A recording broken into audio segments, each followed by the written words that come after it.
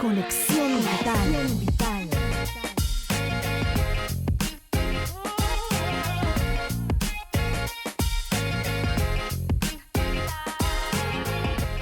Conexión Vital.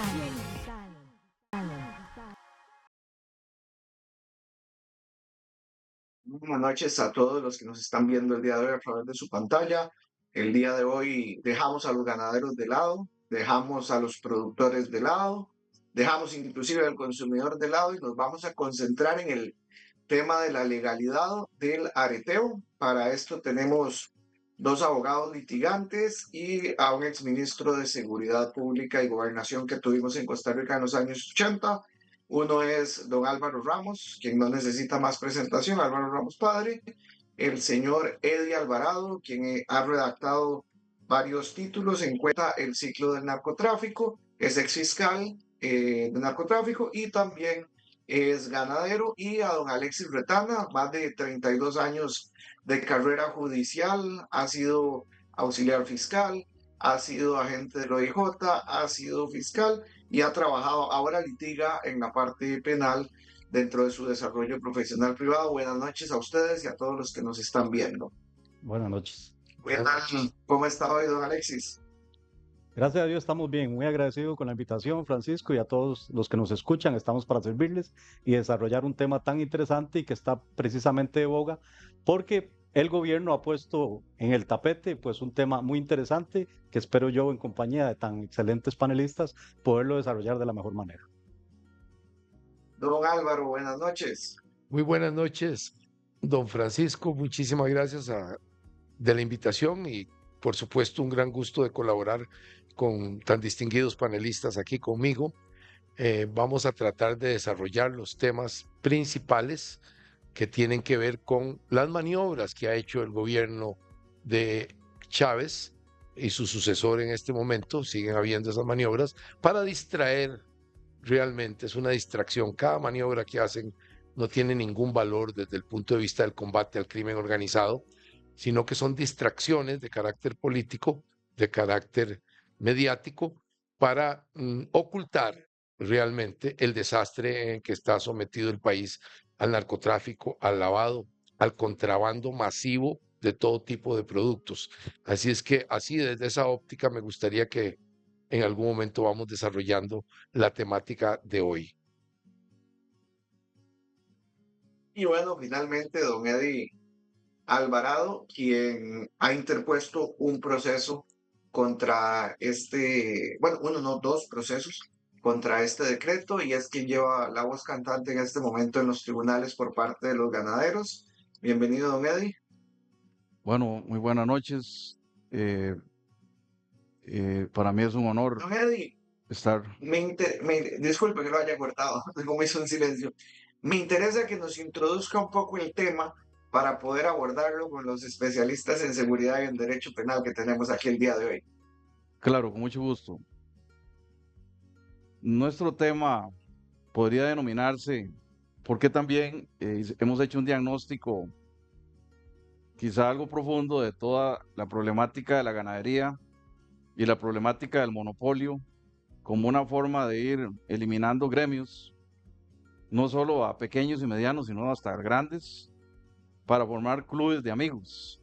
Entonces, el tema yo lo podría titular cómo a través de la trazabilidad existe la posibilidad de legalizar el narcocontrabando y lavado, la delincuencia organizada, y a nombre de la sanidad animal o a nombre de la salud pública, más bien se convierta el sistema en una forma de exclusión de mucho de la gran base ganadera y de legalización de la delincuencia organizada.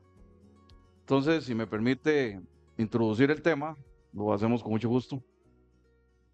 Bien. Claro, don Eddie, me interesa que explique básicamente a grandes rasgos los dos procesos judiciales o la argumentación de ambos procesos judiciales en un nivel en el que todos los que están en casa lo puedan entender, no para los dos abogados que tenemos en el panel, sino para los costarricenses que no conocen de derecho.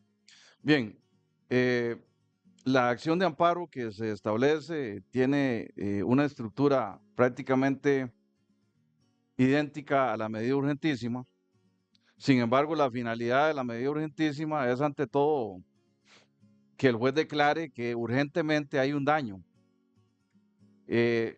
A veces se le va a complicar a un solo juez tomar una decisión de urgencia en el contexto que se vive en el país.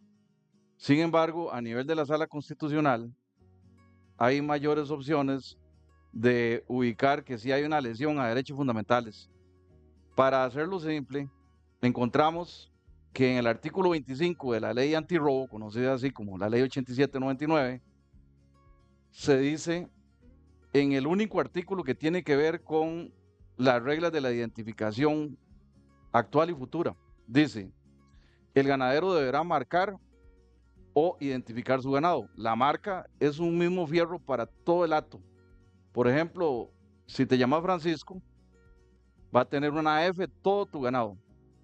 Y dice, el ganadero deberá marcar o identificar. La identificación es un número totalmente diferente, animal por animal. Entonces, en la ley está una escogencia, una opción de escoger entre la trazabilidad grupal de la marca y la trazabilidad de identificación animal por animal.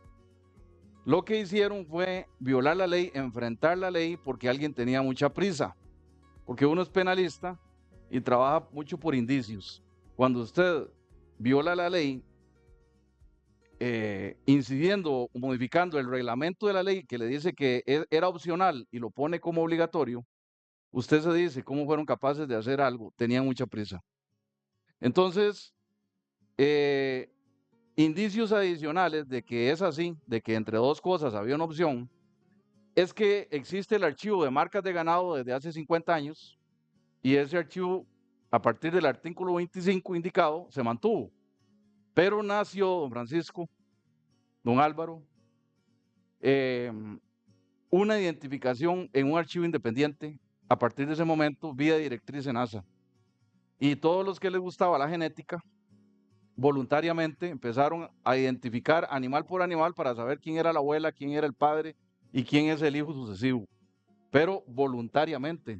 Y nacieron un archivo fuera del archivo de marca de ganado en el Registro Nacional, pero totalmente voluntario, a tal grado que en el considerando segundo del decreto 44336 del areteo, se dice que los que tenían la identificación individual por genética pueden acoplarse al nuevo sistema con solo demostrar que tienen el CBO de la finca. Quiero decirle que SENASA ya admitió prácticamente la ilegalidad. Para nuestro concepto ya vamos ganando, porque en su respuesta de hace unos días, sí, en su respuesta, sí. En este punto, antes de pasar a la respuesta de SENASA, es interesante abordar que solo teníamos que tener un registro. Se está generando un segundo obligatorio que no está por ley. Aquí, don Alexis, ¿cómo ve usted o cómo toma usted esta posición después de su experiencia como penalista e investigador de campo, de que se esté corriendo, tal cual dijo don Eddie, para generar un registro en el que el animal quede respaldado por un chip que se le pone? Sin embargo, este registro se forma por los aretes que se venden, no por los animales a los cuales se los implantó un veterinario. Porque el chip se le entrega al ganadero en una bolsa, él se va para su finca y puede traer ganado de otros lados o decir que el ganado existe. En su experiencia, ¿cómo este tipo de actividad para una posible legitimación de capitales o contrabando de ganado? Sí, claro. Vamos a ver. Lo primero que el ciudadano tiene que entender es el fenómeno de la legitimación de capitales.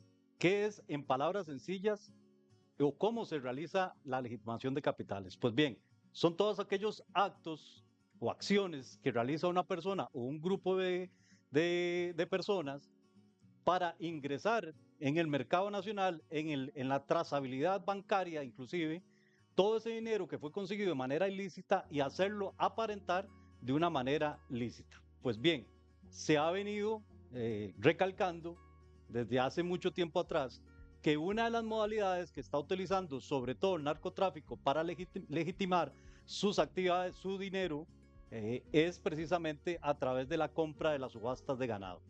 ¿Qué es lo que pasa? Si el gobierno pretende, a través de este decreto del areteo, decirle al ciudadano que esa es una forma de combatir el crimen organizado, lo único que está haciendo es mentirles una vez más. ¿Por qué? Como bien lo dice usted, don Francisco, este tipo de areteos son de dos modalidades. Uno que es que se le coloca una oreja, que es visible, ¿verdad? Que es visible para cualquiera, y un chip que en teoría lo que permitiría es la trazabilidad de ese ganado, desde que nace hasta el momento de su venta. Pero como suele pasar aquí en Costa Rica, cuando un decreto o una ley nace a la vida, los contenidos económicos y la modalidad de poner eso en práctica, la revisión y la supervisión, pues la queda de lado. Entonces, en la práctica lo que se hace es precisamente que el ganadero compra este tipo de aretes, compra este chip, pero no hay quien lo vaya a verificar a las fincas para determinar si efectivamente cada uno de esos chips que están comprando corresponde a una cabeza ganado en particular. Entonces, desde mi punto de vista, lo que estamos haciendo es más bien abrirle un portillo a todas estas organizaciones criminales que pueden acaparar la compra de todos esos chips y así tratar precisamente de simular con un trazado posterior de que las ganancias económicas que obtienen es producto precisamente de la venta de ganado. No va a haber la posibilidad de determinar en finca si la existencia de ese ganado es real. Y aquí entonces es donde se empiezan a cumplir las fases de la legitimación de capitales. La primera, que es la colocación, o sea, a través de una supuesta compra ganado ya yo logro colocar el dinero ilícito para darle apariencia de legalidad. Después viene la segunda etapa, que es la estrategización, perdón por la palabra, me cuesta un poco, estrategización, que es lo que significa es borrar la huella de ese tipo de trazabilidad. ¿Cómo lo hago yo? Doy un ejemplo. Logro ubicar en el sistema bancario nacional X cantidad de dinero y la empiezo a repartir a diferentes personas. ¿Para qué? Para que a las policías y a las fuerzas policiales investigativas se les complique más determinar de dónde venía la fuente de ese dinero. Y una vez pasamos a la tercera etapa, que es la integración, que a mí me gusta más llamarla como el reingreso, es el retorno, es esa persona que tuvo la posibilidad de colocar ese dinero de forma ilícita, que consiguió de manera ilícita, y ya ahí sí le puedo dar entonces la apariencia de licitud. ¿Y cómo va a ser en este caso en particular? Pues precisamente diciendo que ese dinero me lo gané vendiendo ganado, yendo a subastas y demás, que ni siquiera podemos decir si en realidad las cabezas de ganado existían como tal. Muy bien, don Alexis. Don Álvaro, en complemento a esto, lo otro que a mí me queda es, bueno, las vacas no salieron nunca de la finca o no existieron. Las reses realmente, probablemente no existieron en este tipo de dinámicas. ¿Tiene la policía, los oficiales de policía, nuestra inteligencia policial, capacidad de controlar y determinar esto sin acceso económico, como ya pasó en Guatemala y Honduras, donde esto fracasó, a los handles de lectura, a las estaciones que deben estar en los diferentes puntos de paso que debería hacerse por inteligencia policial, dónde se van a dar, porque esto no combate, y ya quedó claro a través de los veterinarios, que no combate ni garantiza mejor sanidad animal? ¿Cómo podría darse esto en un mundo ideal y que supere a la ley de control de robo de ganado, que es lo que tenemos hoy? Muchas gracias, don Francisco. Mire, en primer lugar hay que marcar esto en la historia política de los últimos 4 años y los meses actuales. Y es muy claro, este gobierno, el de Chávez y la continuidad del actual, están decididos a destruir al pequeño y al mediano productor nacional. Ya lo lograron muy claramente con la destrucción y eliminación de una gran cantidad de productores de arroz. Y se concentró el poder económico y la alimentación básica del país en unas poquísimas manos, por no decir en una sola, ¿verdad? Prácticamente. Este es el fenómeno que creo están apuntando ellos políticamente y en términos de corrupción, de toma de decisiones que parecen ser de alto nivel del Ejecutivo, que realmente va a favorecer a unos pocos que van a controlar el mercado. Esto no hay que perderlo de vista. Eso mismo también lo podemos ver a una escala todavía mayor que la de los productores de arroz en la escala del tipo de cambio, que ha venido destruyendo metódicamente a productores exportadores muy importantes, incluso a nivel mundial, de piña, de banano, otros productos de exportación. El turismo se ve afectado en ese mismo sentido. Entonces, es una política de destrucción de la generación de riqueza del programa largo de convertir a Costa Rica e insertarla en el concierto de las naciones y en el mundo de la economía global, de una forma ordenada, en una forma productiva. Estas decisiones, y en eso se enmarca la decisión de afectar al sector agropecuario, sobre todo al pequeño y mediano, esto tiene que verse de la decisión que se toma y entregarle ese sector a un pequeñísimo grupo de allegados al gobierno. Ya lo vamos a ver claramente donde aparezcan los grandotes que van a controlar esto, como apareció con claridad en el caso del arroz. Contestando su pregunta, la respuesta es no. Ninguna policía en este momento ni ha sido entrenada para los aspectos técnicos, ni siquiera se encuentra en las posiciones naturales. Por ejemplo, la PCD, que es si estamos hablando de lavado de dinero, si estamos hablando de gran crimen organizado, en concreto narcotráfico, la PCD, que es la policía que en forma rara tiene una dualidad de funciones, es a la vez policía preventiva y también es policía represiva en el sentido técnico que aquí mis dos colegas y compañeros entienden perfectamente. Tiene la rara capacidad de tener eso, no se le ha entrenado para eso. Es decir, ¿cómo es que van a manejar ese volumen gigantesco de información? ¿Quién es la inteligencia especializada? No, no la hay del todo. Y uno puede ver esto con una claridad meridiana con 3 casos. No hay necesidad de buscar muchos más. 3 casos que son realmente importantes, que tienen que ver con lavado de dinero, que tienen que ver con ganado y que tienen que ver con grupos criminales altamente especializados. Voy a mencionar los 3 casos en los que no tuvo absolutamente nada que ver el presidente, el ministro de Agricultura o cualquier otro ministro a cargo de estos temas. No ayudaron y no se les menciona siquiera en los casos. Y los 3 casos son extremadamente relevantes.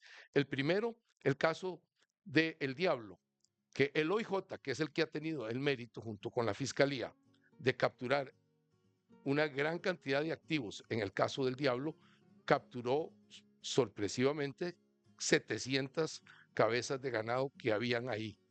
No tuvo nada que ver, es decir, una cosa tan grande, no de un pequeño productor. El Ejecutivo, el pasado cuatrienio, no tuvo absolutamente nada que ver al respecto.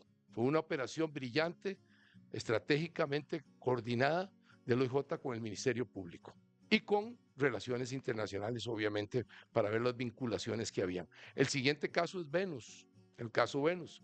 169 cabezas de ganado, lavado de dinero, no tuvo nada que ver, es una operación de OIJ, el Ministerio Público. Y el último es un caso de Pérez Celedón, de casi 1.300 cabezas, estamos hablando del caso más grande en la historia del país relacionado con esto, lavado de dinero en una escala muy grande y tampoco tiene nada que ver. Así es que el gobierno, que es el que está impulsando esto, creo que lo que quiere afectar es al pequeño y mediano agricultor, al pequeño y mediano productor agropecuario, ganadero. Eso es lo que quieren hacer para ir concentrando el poder económico. Las policías del Ejecutivo no han tenido nada que ver con los grandes casos que se han presentado.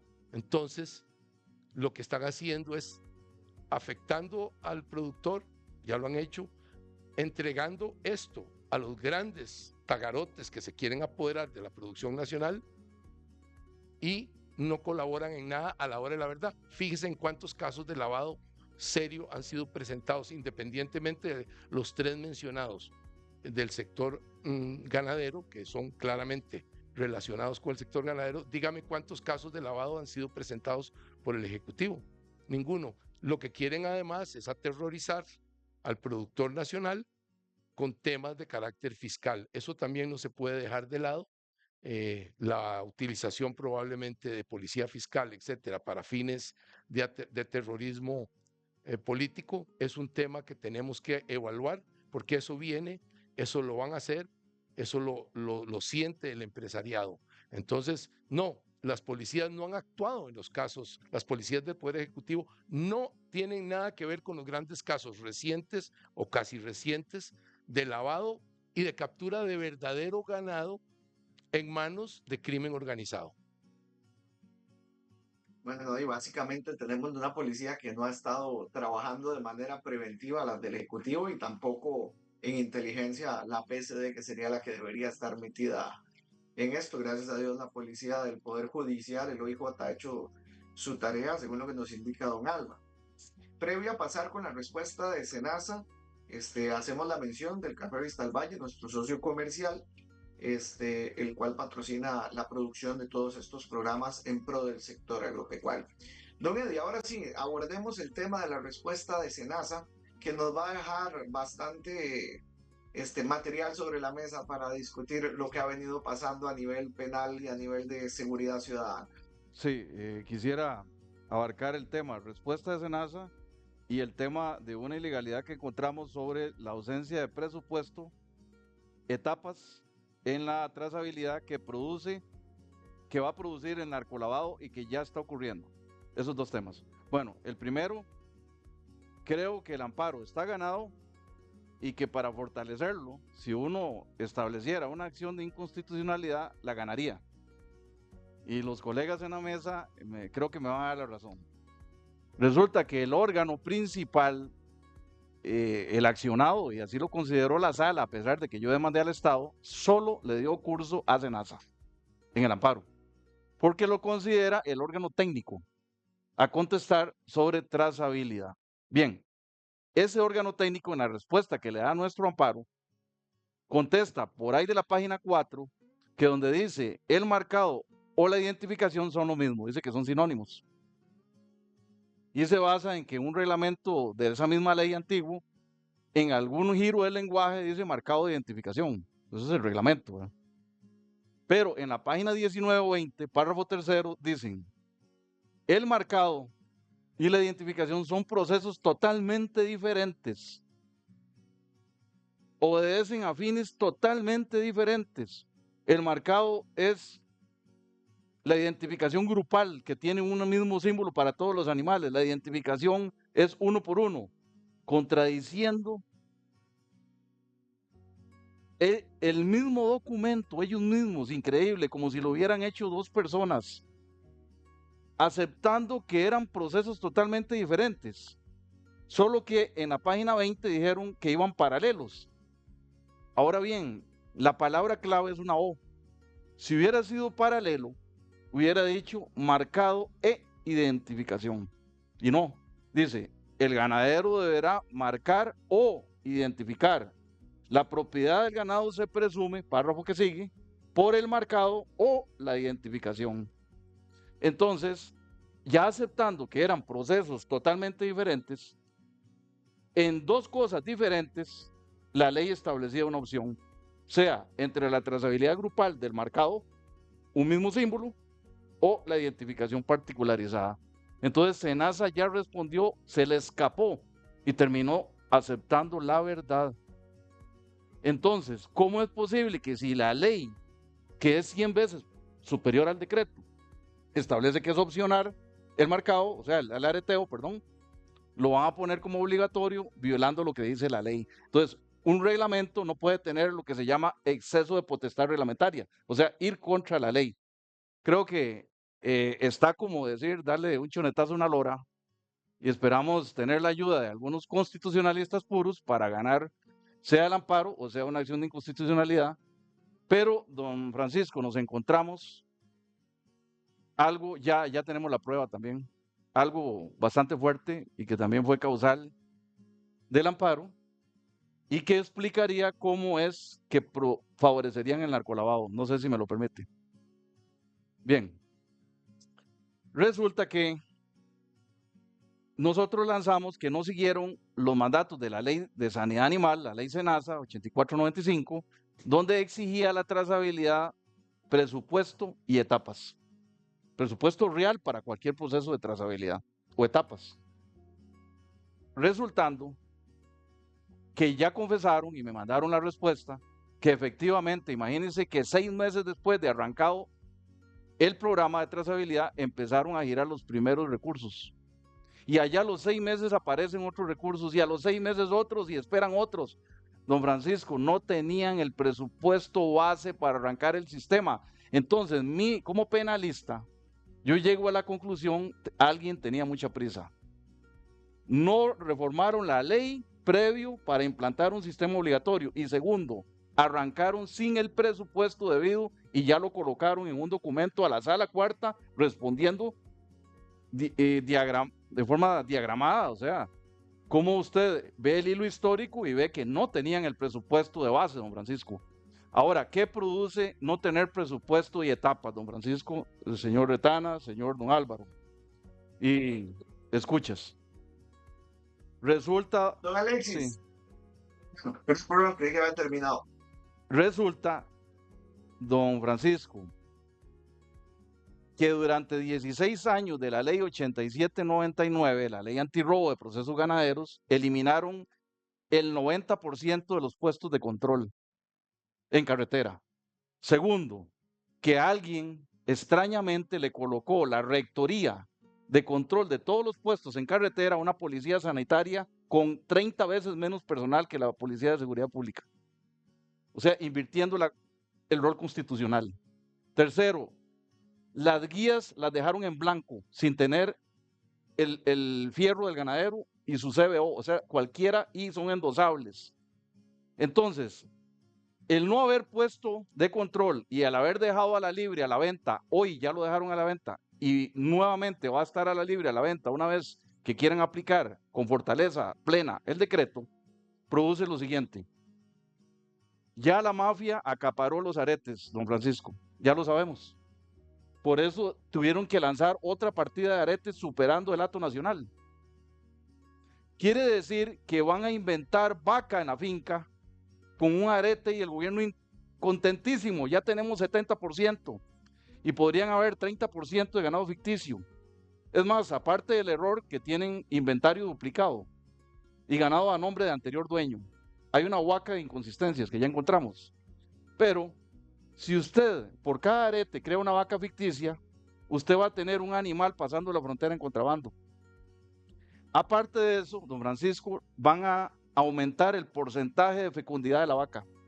Ya no va a ser del 50% y se va a dar cuenta que algunos van a pasar al 70% para tener otro animal más pasándolo por la frontera.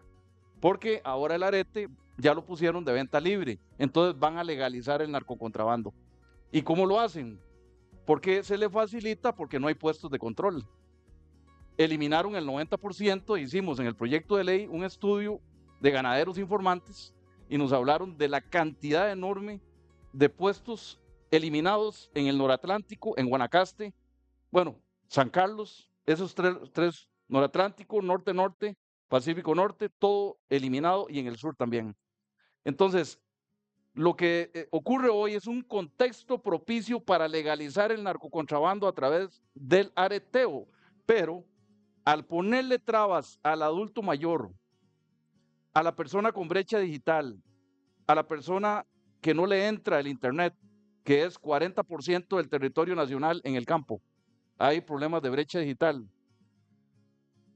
Al ir eliminando a toda esa gente, más la gestión sobre el animal, que luego vendrá, que el decreto no la contempla, pero la anuncia, que va a ser el control a través de agenda extranjera, creando ecologismo extremista, podrían eliminar hasta el 80% ganadero y crear un club de amigos. Ese club de amigos podría comprar el sistema, se aprovecharía del contexto actual y crearía lo que hoy pasa en los buses. 5 familias en poder de toda la ruta oro metropolitana que da dinero en Costa Rica. Un club de amigos, en eso se convertiría. Pero Nelly, aquí me interesa la intervención de el doctor Retana con respecto al tema de que hay más aretes que animales ya en la calle. ¿Cómo se puede ver eso desde el punto de vista criminal y de lavado de dinero? Sí, don Francisco, eso es un dato interesantísimo, pero precisamente lo que nos viene a confirmar que esta situación, lejos de ayudar a combatir el lavado de dinero, lo que está haciendo es promoviéndolo. Es imposible que ya se esté colocando mayor cantidad de aretes que la cantidad de datos que existe en el país. Y esto solo tiene un nombre, precisamente, es para facilitarle a todas estas estructuras criminales poder tratar de darle una apariencia de legalidad a sus ingresos de forma ilícita, queriendo hacerlo de manera ilícita precisamente a través de la actividad ganadera. Y es que vea lo preocupante que es. Vamos a ver, este tema a mí de verdad que me llama mucho la atención porque nos lo venden como si fuera la solución a este tipo de flagelo. Ojalá tuviéramos una fórmula tan fácil, una fórmula mágica para poder determinar cómo podemos desaparecer esta actividad delictiva.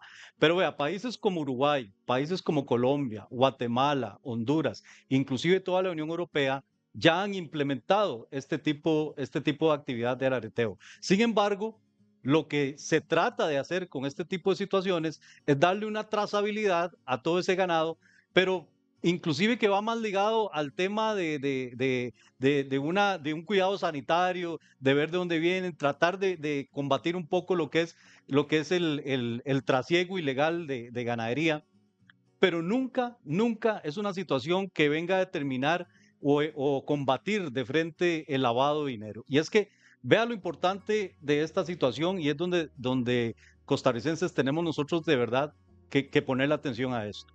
Siempre a través de este tipo de situaciones hay alguien que sale ganando.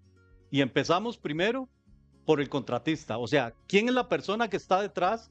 ¿Cuál es la empresa que está detrás vendiendo este tipo de chips, este tipo de aretes que se les están vendiendo como pan caliente, ¿verdad? Eso es lo primero. ¿A quién se benefició desde la contratación misma para vender este tipo de artefactos? Eso es uno. Y después, por supuesto, como suele pasar en este tipo de medidas, las personas más afectadas son aquellas con menos recursos, que por supuesto que tenemos una falsa percepción de que los ganaderos es gente de mucho dinero. En realidad, el 85-90% de las personas ganaderas de este país son de mediano a bajos productores. Y esos son al final los que se vienen afectados, que es la gente que sí, que siempre ha hecho las cosas bien, que siempre ha tratado de hacer las cosas amparadas a la ley. Y por supuesto, y esto viene a beneficiar a grandes productores, pero no grandes productores tradicionales como ganaderos, sino la gente.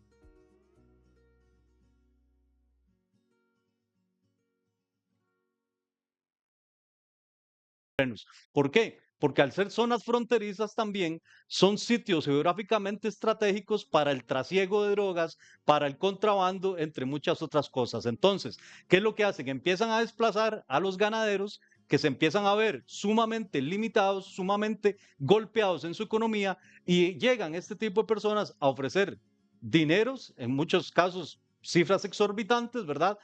Para comprarles estas propiedades a estos ganaderos, ese en primera instancia, pero aquellos que no quieren vender su propiedad por las buenas, entonces ya entran a obligarlos a través de la fuerza y a través de la violencia, para irlos desplazando, por supuesto, y entonces andan por los pueblos haciéndose pasar por ganaderos honestos y lo que tienen en sus fincas o en sus propiedades precisamente son o pistas clandestinas o pasos clandestinos entre fronteras para el trasiego de drogas. Es así como empiezan entonces esta gente no solo a dominar, no solo a poder legitimar sus ganancias ilícitas, sino también a tener controles territoriales porque empezamos a desplazar, empezamos a quebrar a los ganaderos de verdad y empieza el crimen organizado, el narcotráfico en particular, a ir tomando esos terrenos y a ir, por supuesto, teniendo control de toda la ciudadanía que está alrededor. Empiezan a tener injerencia en las pulperías, en la carnicería, en el bazar de la señora ahí, ya empiezan a tener control de eso y llegaremos al punto inclusive de que empiezan a cobrar extorsiones para permitirle funcionar en esas actividades a toda esta gente en el control que ellos están dominando territorialmente. Correcto. No, Álvaro, ahora, con estas afirmaciones que hace don Alexis sobre todo el tema de legitimación de capitales, de igual forma el contrabando, vea que estamos hablando de que tenemos más de 200 kilómetros de frontera con Nicaragua y puntos ciegos no sé cuántos, y en Panamá estamos en un tramo parecido, si no mayor, igual con muchos puntos ciegos. ¿Cómo podríamos, si hay más aretes en la calle que animales en Costa Rica, poder saber si un animal que tenga un arete y un chip realmente es costarricense si nació con 2 años. Vamos a ver, es interesante porque usted tocó el tema geopolítico y es exactamente, está en primera plana en este momento la situación geopolítica de Costa Rica, la cercana. No estamos hablando de las guerras del Medio Oriente ni estamos hablando de los problemas de Sudamérica. Estamos hablando de la geopolítica de Costa Rica.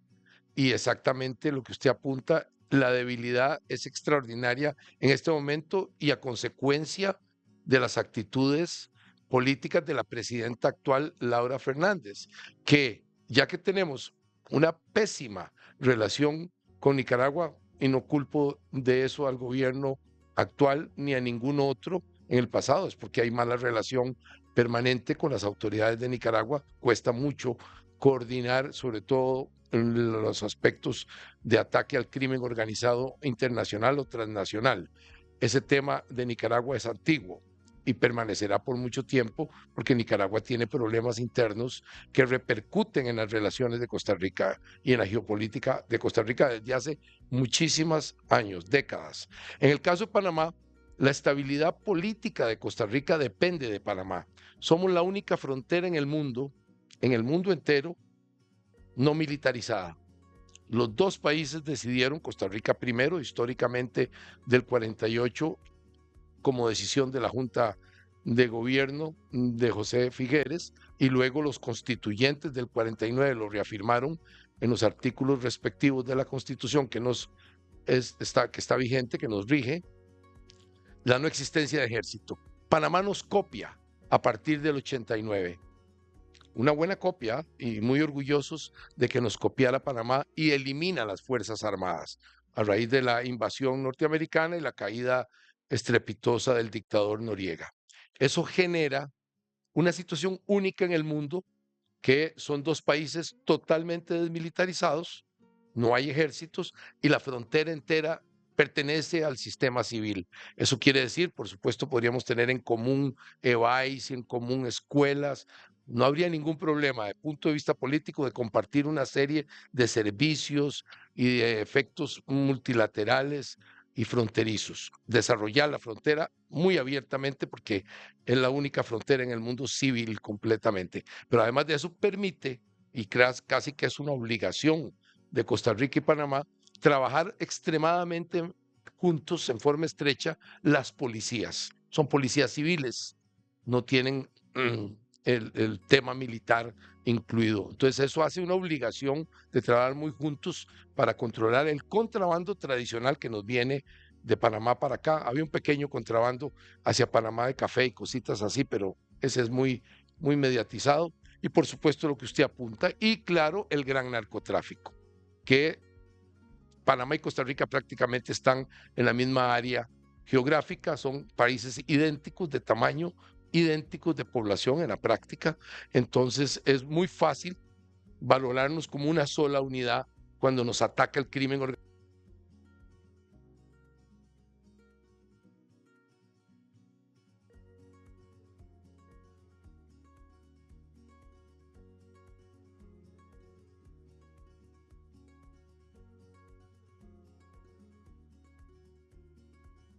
La presidenta le declara la guerra económica y política a Panamá, algo inusitado. Casi caemos para atrás las personas que siempre hemos tratado de valorar la relación estratégica. Costa Rica es estable porque Panamá es estable. Si nos desestabilizamos cualquiera de los dos, los efectos son catastróficos para estas sociedades que, repito, se desmilitarizaron voluntariamente.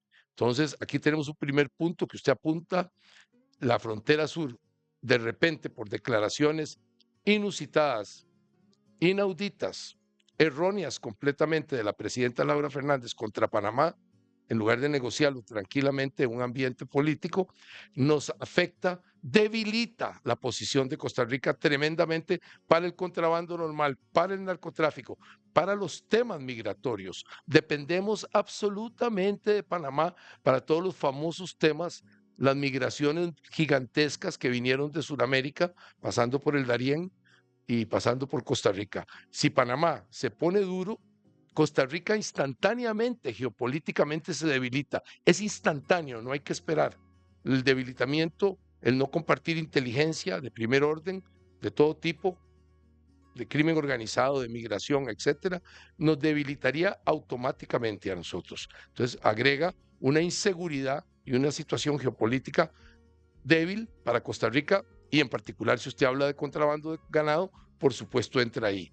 El otro elemento a valorar es la falsedad de crear esta expectativa de que el areteo va a solucionar el problema de lavado de dinero en el tema de producción ganadera y su comercialización, y por supuesto que los grupos de crimen organizado van a salir en carrera porque van a poner el areteo. No puede haber nada más falso que eso. Y tenemos un ejemplo, un antecedente inmediato que lo podemos dar aquí. Los famosos escáneres. Decía el presidente Rodrigo Chávez cuando puso un escáner o llegó a inaugurar algo de los escáneres a APM, que no iba a salir ni un gramo de cocaína. Bueno, Costa Rica se convirtió a través de ese punto, de ese trampolín del narcotráfico internacional de gran escala, en uno de los grandes proveedores de narcotráfico, en particular de cocaína, del mundo entero y en particular para Europa Occidental. No sirvieron para nada los escáneres sobre los que el gobierno tiene poder. Los Estados Unidos le obsequió escáneres para ponerlos en el puerto de Caldera y en las fronteras. Tampoco han funcionado. Recientemente, en menos de 15 días o algo así de esta entrevista, en Guatemala encontraron un cargamento entero de cocaína, para poner rápidamente, ni se diga en otros países, y por supuesto Estados Unidos continúa llegando la cocaína, exactamente igual. ¿Por qué? Porque abrieron el país el país está completamente abierto en la zona sur para que ingrese a través del triángulo Drake, Punta Burica, Jiménez, la cantidad gigantesca, el 80%, 82% de la cocaína producida pasa por aquí y no hay ningún control al respecto, es cero el control. Entonces, estas medidas puro efectistas, entre ellas se enmarca, por supuesto, el areteo, no va a servir, no va a haber un solo cargamento de cocaína o un solo lavado gigantesco de narcotráfico o un crimen que se evite relacionado con el areteo. Es una fantasía, como lo ha sido. Pongo el ejemplo clarito de los escáneres. Ha sido falso completamente. Ha sido un engaño al pueblo costarricense. Igual es esto del areteo. Idéntico al escáner, que no sirvieron para nada, son una inutilidad, más bien es un atractivo. Tiempo a tiempo el OIJ captura empleados que operan esos escáneres porque están metidos hasta las orejas en narcotráfico y apoyando el narcotráfico internacional. Más bien sirven para cobrar. Para lo que sirve eso es para cobrar plata y en una escala que ni nos la imaginamos. Igual va a suceder con lo que han apuntado mis queridos compañeros, estimados colegas aquí, que ya estamos viendo un exceso de aretes. Ese exceso de aretes es para meter el ganado robado, el ganado lavado, ahora sí, el verdadero ganado lavado, y para meter el ganado de contrabando que probablemente venga en mayor cantidad de los países vecinos. El escáner nos da la línea de las mentiras que se dicen. Es absolutamente mentiras esas soluciones. Y esta solución es una mentira del gobierno de Chávez. Así de sencillo. No, Álvaro, eso de los escáneres para terminarlo, en 2016, exactamente en marzo, los dejé trabajando los escáneres chinos. Venía un proyecto que costaba alrededor de $50 millones la primera etapa, porque un escáner es como meter a jugar un partido de fútbol a un defensa central solo. Un escáner es un sistema integrado, no intrusivo, que tiene que estar en todos los puntos de ingreso. Y sobre todo, esto es lo más importante, el empleado que lo opera no puede ser el que califica la imagen que está recibiendo. Tiene que tener no 1, 2 cuartos de monitoreo remotos en 2 lugares totalmente diferentes.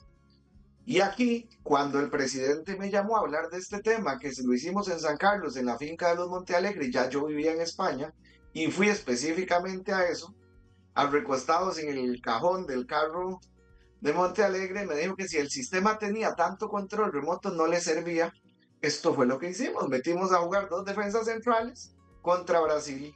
¿Qué estamos diciendo? Dice, ahí podemos tener atrás a Puyol y a Maldini, pero no van a parar una sola bola contra 11 brasileños, porque el sistema tiene que ser integrado, el sistema tiene que tener a más de 30, 40 personas al mismo tiempo viendo las imágenes, que la persona que está viendo la imagen no sepa de dónde viene. ¿Dónde funciona así? En Holanda. ¿Por qué Holanda tiene ese éxito en Ámsterdam? Porque ni siquiera están en Ámsterdam los que están viendo las imágenes, y normalmente las imágenes están en un centro de formación de personas que van a trabajar en eso y en el centro profesional, y al mismo tiempo se le pasan imágenes falsas de los contenedores a ver si la gente realmente está haciendo su trabajo. Eso es como estar en el bingo, decir cuándo vieron algo, cuándo no, y ya la policía se encarga porque sí va a saber dónde está y dónde salió el robo. Lo que tenemos en Costa Rica es un desperdicio de dinero. No tenemos un sistema de control. Y lo dije y me criticaron los jaguares. Lo que hizo fue botar el dinero, no montó un sistema integrado, que fue lo que recomendaron cuando donaron. Era un sistema integrado, era donación con compra, elaboración de cuartos remotos y poder capacitar a la gente. Y en esto desde el 2016 estaría trabajando sin problema. Habían 3 bancos en el estado queriendo financiar el proyecto porque es sumamente importante, y eso se le cobraba al exportador o al importador y se escaneaba el 100% de entrada y de salida como pasa en Puerto Rico. Ahora se nos acabó el tiempo lamentablemente con respecto al areteo.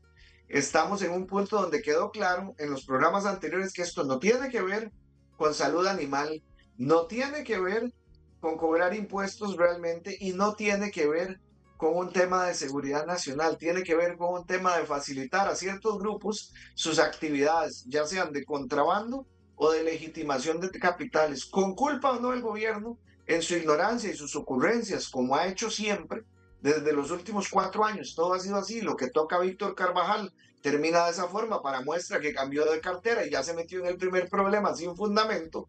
Estamos acarreando los problemas en varios sectores. Empezó con el arroz, siguió por la papa, la leche, la cebolla, y ahora está detrás de la carne, siendo la fuente de proteína no la principal, pero una de las más importantes en el país.